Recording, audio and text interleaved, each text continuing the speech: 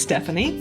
And this is Brian. Welcome to our podcast, The Making and the Remaking of a Codependent Mind. In our first two episodes, we discussed the group of behaviors that make up codependency and how those behaviors can be formed as responses to traumatic experiences. In my case, from a 5-year abusive relationship with a friend who we called G. In this episode, we're going to explore the phenomena of trauma bonding, which is a dangerous relationship dynamic that people with codependent behaviors resulting from unhealed trauma are vulnerable to. Occasionally you'll hear the phrase trauma bonding to describe a relationship that's formed between two or more people who experience trauma together. That's not actually the, technical definition of that phrase. The definition that we're using and that you'll see in kind of trauma literature, that it's a term for when a person is being abused and that person becomes inadvertently tied emotionally to their abuser. So it's very similar to what if you've heard about Stockholm Syndrome, where hostages become kind of bonded to their captors. And they wind up defending them or participating in them. There's a couple of pretty famous cases about that. So that's the dynamic we're going to explore. When we're talking about trauma bonding, for it to form, there needs to be two key ingredients in place. One's a power imbalance, right? So this is the abuser and the abusee. And then the abuse is almost always intermittent. It's not constant. If the abuse was constant, I don't think a person would really survive that. And I don't think a relationship would survive if it was actually constant. So it's intermittent. You're abused 1 minute and the next minute you're fine. You're safe. You're even maybe loved and cared for and given affection. Right. So the trauma bonding phenomenon is important because people who are in abusive relationships often get questioned as to why they don't leave or why do they stay. One answer is often, I was afraid to leave, especially if people are physically threatened. Which actually, if you go back to my first relationship that caused the trauma, that's more or less the reason why I didn't leave that friend. I was afraid. You were physically afraid for your life. But then you also had adult relationships, intimate relationships that were abusive, not physically abusive. So you weren't like you were as a child, literally physically afraid for your life. And so this is a question that you've asked yourself and been asked by other people. Why did you stay in those relationships? And the trauma bond seems to be the answer. Right. That's where the trauma bonding comes in. It's actually very complex when you break down all the various pieces that can go into a trauma bond. It's not as simple as why are you with this person? They've done X, Y, and Z. Like, why would anybody stay with a person that has done this? Well, because of all these emotional hoops that the abusee is jumping through to survive the situation. That draw upon, very often, trauma that they experienced in childhood or before.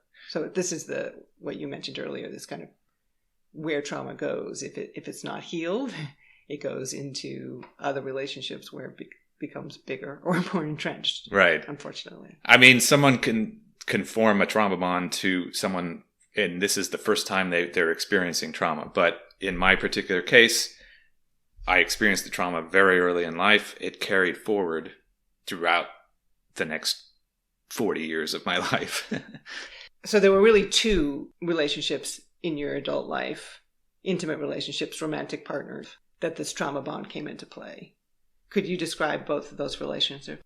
Sure. So I had several friendships over the years after the days of G that were not good either, but I didn't necessarily get bonded to them. It was when these two romantic partnerships happened that I really, really formed deep trauma bonds. And both the two relationships were back to back over the course of 12 years. The first of these two relationships lasted 8 years. I'll call the person R. So this person was an abusive narcissist. Actually, both of them were narcissists, but I'll get to the details of each. The first partner was a pretty successful narcissist in that she was able to kind of build a good list of people that supported her narcissism. Projected a good image into the world. Looking back now, and we'll go into detail about narcissism in the next episode, so I won't go into too much detail now on that. But her abuse was narcissistic abuse. And there was gaslighting, very heavy gaslighting. And the core of that relationship was I was very early on led to believe things about myself, bad things about myself. So constantly undermined my self-esteem. Everything about myself was called into question, like absolutely everything.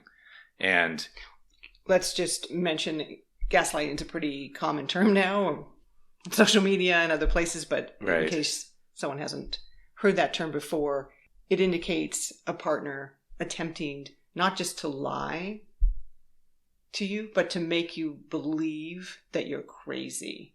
So, for instance, if someone's cheating on you and you question them, they don't just deny it. They say like, what you're paranoid, you're crazy. This is all your fault. So it's a deflection mechanism. And it's a very common thing for narcissists to use, because one of the key personality traits of a narcissist is not accepting responsibility for their own actions. So it's a very common thing to just, no matter what happens, any sort of negative thing in a relationship, it's going to be the abusee's fault, basically.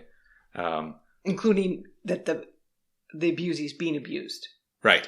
Yes. You're not allowed to say that it's abused. You're not allowed to question your treatment. Right. There's a reason why this is being done. It's my fault. I need to figure out how to satisfy the situation, make this person feel loved and safe at the expense of my own well-being, which is the codependency, as we were talking about. So this was the first time where I was really playing out all of the maladaptive behavior traits that I learned from the days of G, that I just kind of carried on unhealed over the years between G and this first romantic relationship. And now they were there full force, supporting this person who was abusing me and undermining myself. So that was the first one that lasted 8 years, and it ended not by my doing. And so I left that relationship feeling still small and very low self-esteem, lower than I ever did before the relationship.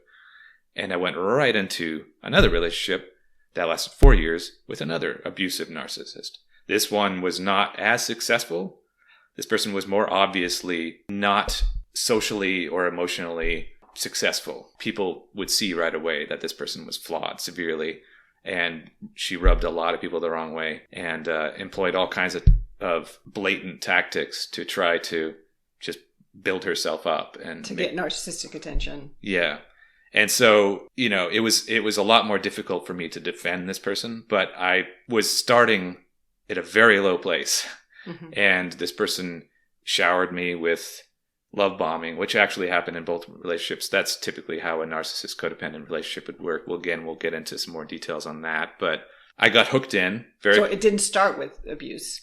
Right. Or it started at least with the intermittent abuse you were talking about. Yeah, so yeah. There was heavy love bombing off the top, and then... Yeah, with both of them, they started with heavy love bombing, but very quickly turned into abuse. I guess we should mention too the love bombing, which is another phrase that you'll see all over yes, social exactly. media. But love bombing is just like this overwhelming attention and flattery and compliments and gifts and I've never felt like this way before. You're so handsome. You're so you're the best at this. You're amazing. I can't believe I met you. And that'll feel good to anyone, of course, to be complimented. But for a codependent person that has all these things we've talked about in the previous episodes, where it's lack of agency, a lack of identity, and then especially when I started this second relationship between the two, completely low self-esteem, like about as low as it gets. And so being love bombed when you have no self-esteem is tough to get through, you know? And although you said it was also disorienting, which it's supposed to be, right? Right. It didn't particularly felt completely authentic either. Yes, exactly. I do remember actually thinking that in both cases that it seemed extreme. Mm-hmm. It seemed exaggerated. Mm-hmm. But it was never enough for me to, everyone sees red flags. Some people deal with them differently than others. And for a codependent person with no boundaries and difficulty in saying no, and a person with codependency meeting a narcissist, again, as we'll get into the next episode, is very dangerous combination. So the first one, R. Yeah. So J was abusive in a different way. Yeah. The second one, what we call J. Yeah, the second one we'll call J, was abusive in more of a explosive, coercive, violent language. These moments of extreme anger and shouting and things like that. And then there would never be any resolution to those episodes. The resolution I found over the years was basically just go into a turtle shell until it ended. And then it just went away. And then this J person was no longer yelling. So therefore I was safe. Oh, I'm no longer being yelled at. But there's also manipulation. And control. Right. So then when the yelling wasn't happening, then there was kind of this pendulum swing to sympathy, like searching for sympathy and searching for being cared for, but in an extreme way, like not where you're just, everyone wants to care for their partner, but this was like this kind of extreme seeking sympathy where it was an element of the narcissist. 1 minute I'm going, okay, I'm being told here how to take care of this person. And buried within the searching for sympathy thing would be excuses for the explosive behavior. So it'd be like, I'm only doing that because I feel physically ill, So you need to figure out how to help me not feel physically ill, or it's going to keep happening. Mm-hmm. The abuse is going to keep happening. Yeah. So it's this person was guiding me into what I needed to do to make the relationship fine. Well, that was true as well. You've said about the first relationship with R. Yes. She would be very explicit about what you needed to do for her. Yes. In her life. Exactly. Right. So the R was more, I needed to do all kinds of things to myself. I needed to change basically everything about myself. I didn't have enough confidence. I didn't have enough friends. You weren't masculine enough. I wasn't masculine enough. That was a huge one. Yeah. And with all that came with that, you couldn't fix things. Yeah, right. So I wasn't a manly man enough, even though, I was the person I was the entire relationship, even from day one. But it was just, these things became this never ending quest to have me be more to satisfy the narcissism. I became a symbol for her when we went out in public too. So she was very good at not abusing me in public. So it was clear that there was, some consciousness there to it. She knew how to control. Yeah. So we'd be out in public but I very quickly caught onto the fact that she was rating my performance the entire time we were out in public. And then as soon as we got back into closed doors, she would go off on the abuse. And sometimes it was severe. I mean, really, really awful stuff that, things that like... Words that we don't even want to say. Yeah, words that we don't want to say here because they're just utterly offensive words that are offensive to everyone, except for people that use them. I think even to people that use them. So 2 relationships, both involving regular abuse, insults, manipulation, guilting, explosive anger to control behaviors. So why did you stay? Right. Wow. So this is where the trauma bond comes in, right? What we talked about with, obviously there was the power imbalance, right? They had all the control in the relationship, both of these women. I gave it to them right from the start. I mean... Right. So we should say, the question is particularly compelling because you had all the financial resources. Yeah, sure. Theoretically, you had the more physical strength. Mm-hmm. I feel like I was more intelligent than both of them too. Right. But, so you had intellectual resources they didn't have. You had financial resources. You had physical resources. The first marriage, you indicated she was successful socially, but she didn't have a successful family life. You had family resources. Mm-hmm. And in the second one, you had social resources as well. Right. In that very few people liked her. Yeah. Jay, and people generally liked you. Yeah. So the power that they had was not on those lines. Right. So this is what makes it difficult for people on the outside. Again, like you were saying, when people on the outside, even myself now looking back, it just seems insane. It does. It seems insane to stay with someone that's doing the types of things that these 2 women did. But so again, there was this power imbalance as I've explained. I really quickly got myself into a position where I felt no power at all. I felt as though I needed to do things for these other people. It didn't matter how they treated me at all. In fact, I did things to make sure they were comfortable so that they wouldn't continue to abuse me. It was basically just this cycle of what do I need to do to make sure I don't get abused. But then the second element, the intermittent abuse, of course, yes, that was always there. So when the abuse wasn't happening, it's like, wow, here we go. I'm feeling good. Things are going fine here, and especially if it was a long period of between abuse, And even if you didn't have to even feel that good. It's right. So you don't have to be like joyful or happy. They don't necessarily even need to be showering you with affection, because the difference between what you felt, the fear and the shame that you were feeling when they were abusing you, the difference between that feeling and even if it just felt, this is okay, that was so extreme. Yeah, that really reinforces the bond, like that swing, right, between those two extremes. Yeah, and so to go back to those primal urges, though, the trauma responses that we talked about in the previous episode, during the abuse, really the only mode that I would go into is freeze. I tried fight before. It never worked. All it did was escalate. I got shouted over, and then the abuse got worse. And so I tried that now and then. It's just whatever my body felt I needed to do in the moment, but it always wound up with freeze. It always ended with freeze. Right. If you would try flight, then what would happen? Yeah. If I tried flight, if I tried to leave the room, they would follow me. So flight didn't work. Mm-hmm. And then the one we're leaving out here is the fawn. Where I used fawn was in between. The abuse would stop, the literal direct abuse would stop, and then there would be the periods in between. The periods in between is where I would do all the rest of the work. All the emotional gymnastics and mental gymnastics, which is the fawning, right? So I need to figure out, okay, it's calm now. What do I need to do now to avoid the next episode? So with each one, it was completely different tactics, even though like the whole overarching and trajectory of those two relationships were almost identical. The abuse style was different. And so I had all the stuff I learned from the G days that I tried and employed, and it worked to the extent of I'm surviving this. So I felt as though that's what I needed to do because that's what I learned. I learned that I just needed to survive these situations. I didn't have any sort of agency that would even come close to just telling me things like, this isn't right. Or even asking the question, why am I here?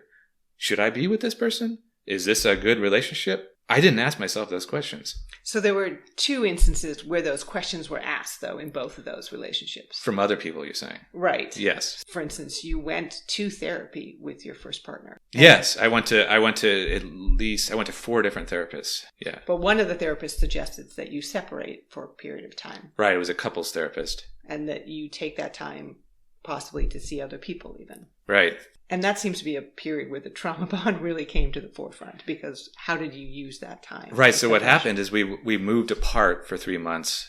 We didn't actually make it the full 3 months, but yes, I was being told you should try this. You should try to separate yourself. You should try to find yourself, just see who you are as a person separate from this person. I didn't do that. I couldn't bring myself to do that. I was so trauma bonded to this person that I was like, well, I'm going to work on myself, but it's for this other person. It's to make this relationship work, because this is what I've been told all this time. I have to fix these problems. I have to become more masculine. I need to be more confident. So at that point, it sounds like you had no other avenue towards a sense of self or self-esteem. Right. Except through that relationship. My entire thread, my entire existence became this person's gaslighting. All the things she was saying about me, I bought into, even though it seemed harsh. The most I could do was to say, this person, she's just being a little harsh in the way she's delivering this stuff, but she's absolutely right. I need to be more masculine. And she's saying it because she loves me. Yeah, she just wants me to be who she knows I can be, and I just. Then we can have this relationship that she promises will be. Yeah, then everything wonderful. Will be great, and this person R didn't. As far as I could tell, she rarely abused other people, and she even told me, oddly enough, one of the red flags I ignored in the beginning, just like several others, was that this is how she behaved in every relationship she had ever been in. Was she would abuse her partner? So she wouldn't abuse. When you say other people, you meant like except friends, for her, right? Except for her romantic partner. Right. So just she would use the romantic partner as the outlet for her narcissistic abuse, basically. It made her feel better about herself to abuse someone, so she chose her partner. So, but at that point, she had all the power, including the power to say what type of person you were. So this idea of like build yourself outside of her. Yeah, there was no way I was going to do that. I mean, I convinced myself I was doing that at times, where it's like, well, this is all good stuff I should be working on anyway. Of course I should be a more confident person, What I didn't realize, obviously there's a lot of things I didn't realize at the time, was I was feeling better when I was working on those things. But the reason I felt better is because I wasn't with the abuser. And we weren't even allowed to talk. We weren't supposed to talk that entire time. We weren't supposed to even email each other. She did every day. She found a way to reach out, a reason to reach out. And anyway, there's a long story with that. Yeah, the main point was that I never connected with any sort of agency. I never saw things for the reality. I didn't call anything abuse, even though, oddly enough, that therapist, that couples therapist, actually used that word. She said, it sounds like you're being abusive to her. And then after that, it's like the subject completely died. And now it became completely about this thread, R's thread about me. All we need to do is figure out how to solve these confident problems and the masculinity problems, and everything will be great. So not only was I believing this stuff, I was bringing these threads to the therapists and saying, yes, these are what I see to be my problems. And I even would explain the G, friendship and stuff like that. But I would explain it from an angle of that friendship gave me low self-esteem and it caused this and that. None of the things about codependency, no one picked up on that. No one picked up on the abuse that was happening, even though it was extremely blatant. I didn't bring that to people, that's not how I spun the story. I spun her story. And people who are trauma bonded often, I think, don't do that. Because the shame of being abused just gets added to the abuse. Yeah. Not only you're being abused, you feel you feel shame about it. So this becomes a mechanism where you almost start gaslighting yourself. Yeah. And there's a term that I think fits perfectly for this cognitive dissonance. And I'm sure we're going to talk about this a lot more in other episodes. There's this battle going on in my head where I know my body knows that I'm being abused, but I also know I can't do anything about it.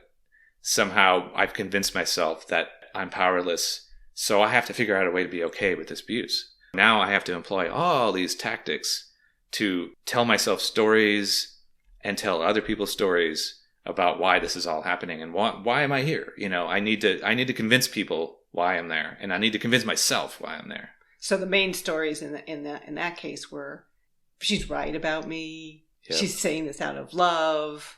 This is what you do in a relationship. Right. You try to make it work. I don't want to fail in this relationship. It was a marriage at that point. I don't want to fail in the marriage. The trauma bond mechanism had the effect of removing any sense of your own power or any sense of your own judgment and replacing her judgment and her with her judgment and her power. Again, there was no you independent of this relationship at that point. Right. Which is why the trauma bond is so intense. At that point, you did not have the capacity to imagine yourself outside of what she was telling you are. Exactly. And so really, the two of us became one person, her. Right? So everywhere I went, I was bringing her story. So it was either her bringing the story to other people or it was me bringing her story to other people. What do I need to do to fix these problems? And what does she need to do to help me fix these problems? So this played out in kind of a similar fashion in the second romantic relationship with Jay, in that it got to the point where there was a kind of a period of separation. And during that period, you started to talk to other people about what was happening in your relationship. Yeah, so I approached that one a little differently too, because it was almost as though I was more conscious of the abuse and more conscious of the fact that this person was obviously not a good person. The first relationship was I was more gaslit. The second one, I was complaining to people more about this person. I reaching out to people, whoever would listen, and complain about all the things that this person did. I was not very accurate about it always, but all I would have to do is say a few facts here and there, and the people I were talking to, wow, that doesn't sound very good. That's pretty crazy. Like, what's wrong with that person? And why are you What do you like about this person? Why are you with that person? If it ever got to that point, if it ever got to the point of questioning like that, that would trigger my need to back off and tell a different story.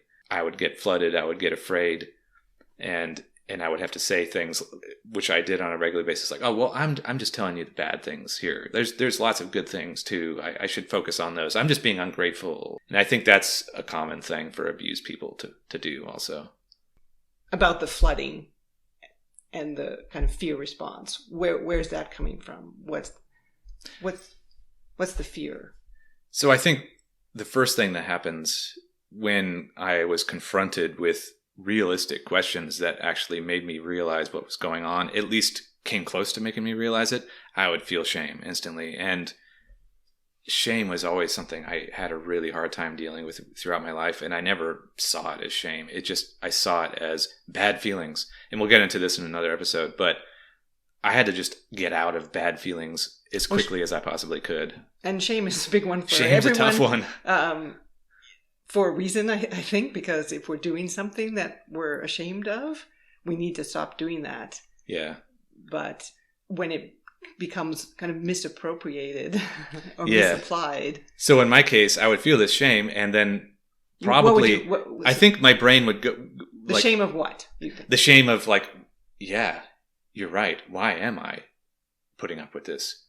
Why am I with this person? This person did even one of these abusive things that this person did, which should be enough to end a relationship. So what does that say about me that I'm staying? Yeah. Or that I chose this person? Yeah, so now I'm feeling bad.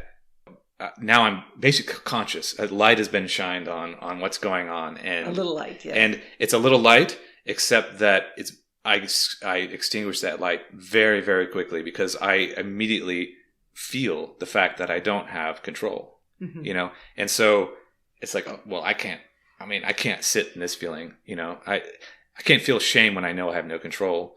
So I have to figure out how to get back to a place where, no, I belong here, you know? This makes sense. But the shame would lead to fear also. So it's like, if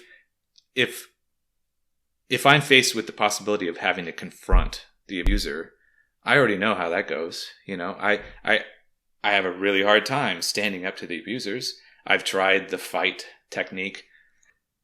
So what I'm doing when this happens is I'm playing through a scenario in my head. Very quickly. Very quickly. Not really consciously. Yeah, not really consciously. You're playing through it in your body. Yes, exactly. Your body's, you know. There may be times where I can remember times where I did it.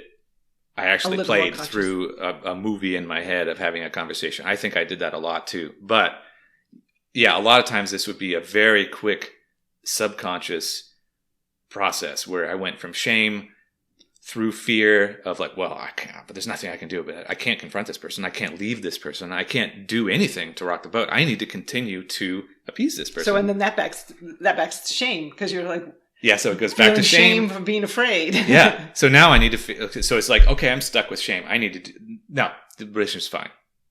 And then what's also going on in my head is yeah, I'm exaggerating every possible thing that can be considered good, which could be just like riding a bike through the neighborhood or something like that. Something just super basic that I did in this person's presence. It was like, well, that was good. So yeah, no, we have good times. Mm-hmm. It's a good relationship. We have good conversations, meaning in the case of Jay this person was just dumping, verbal dumping. And I just sat there nodding, and there's a lot more we can get into later on that, but the narcissism, right? But I was fine when she was sitting there dumping, because if it wasn't abusive dumping, then it's like, we're having a good conversation. This person's talking and I'm nodding. Cool. This is a good relationship. I just want to mention the way that shame plays into the trauma bond. I read about that being an element in parental abuse as well, where the child is abused, but one of the reasons that they get trauma bonded to their parents is it feels so shameful to not be loved by your mother or your father. Yeah, that's interesting. And so this was in some ways similar, even though it's not the mother. It feels shameful to not be loved. Yeah.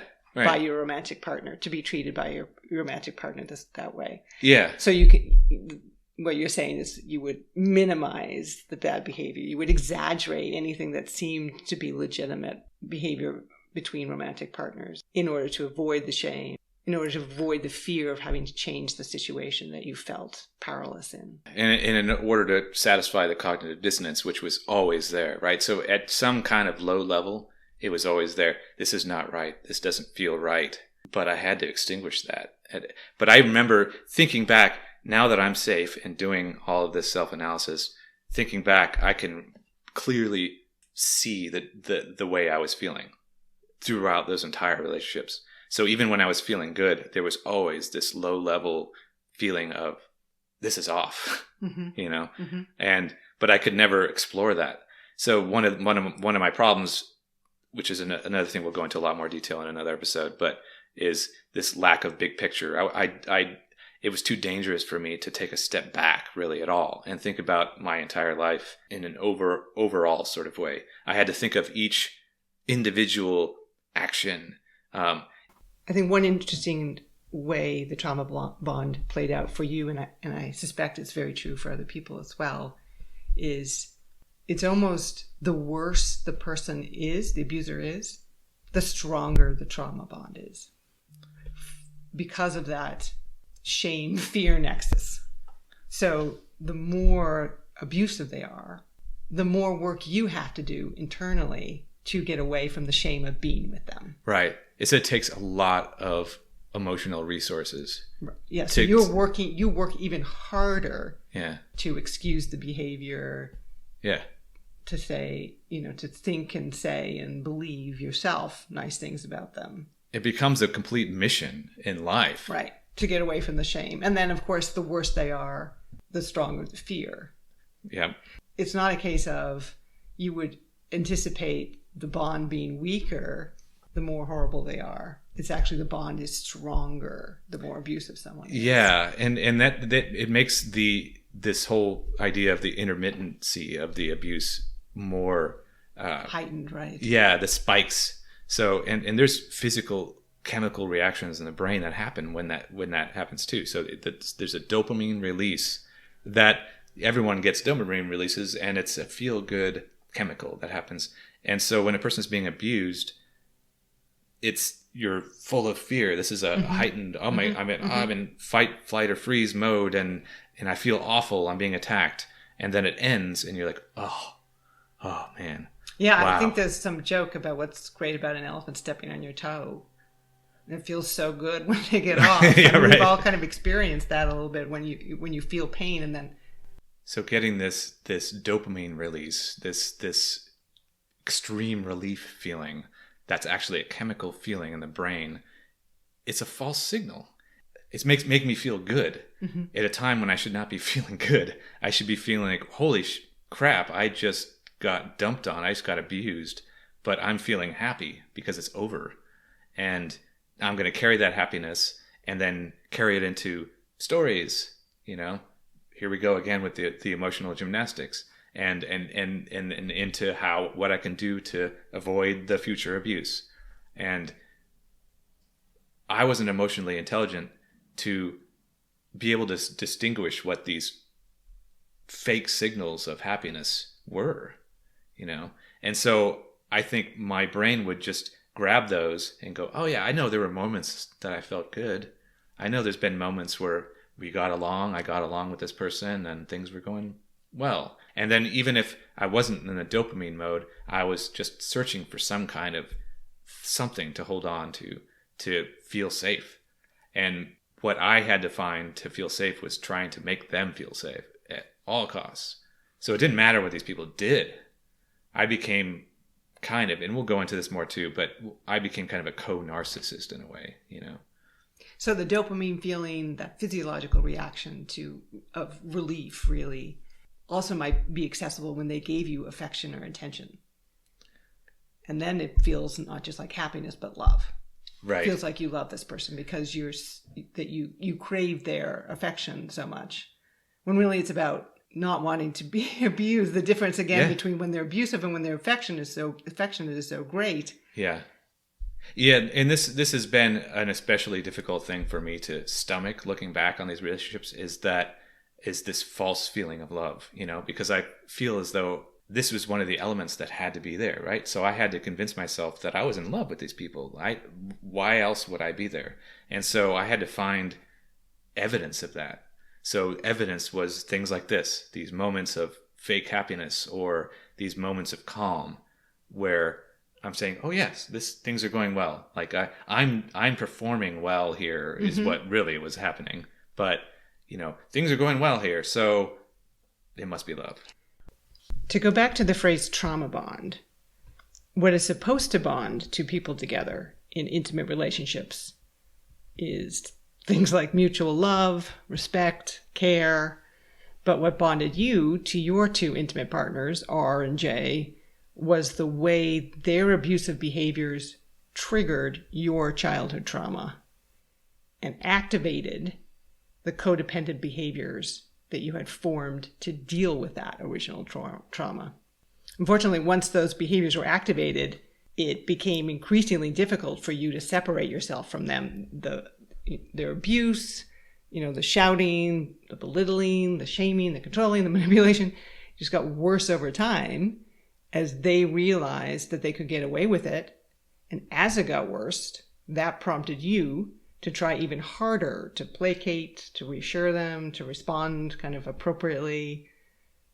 You would bind yourself even tighter to them in order to try and stop their abuse because you felt you couldn't get away. So the only thing you could do is get closer to them. I was almost in a permanent flight or fawn or freeze mode that whole time. It seems like all my resources were pretty much sucked up trying to manage those people. So they really became the most important people in my life because there wasn't really anything left to give to other people or even myself. The idea that I could just redirect those resources away from them and towards just getting out of those relationships or even just seeing there was a problem seemed unimaginable to me. And we're going to talk more about those relationships, a little more specifics about them in the next episode on narcissism and give it more of a sense of what the abuse actually looked like. Because as you said earlier, the codependent narcissist connection is a particularly dangerous one. That is for the codependent. The narcissist can be pretty great for the narcissist. Right. So we're going to spend a whole episode exploring that dynamic. We hope you will join us for that discussion. If you have any comments or questions or want to contribute your own stories, you can find us on Facebook or Instagram by searching Codependent Mind.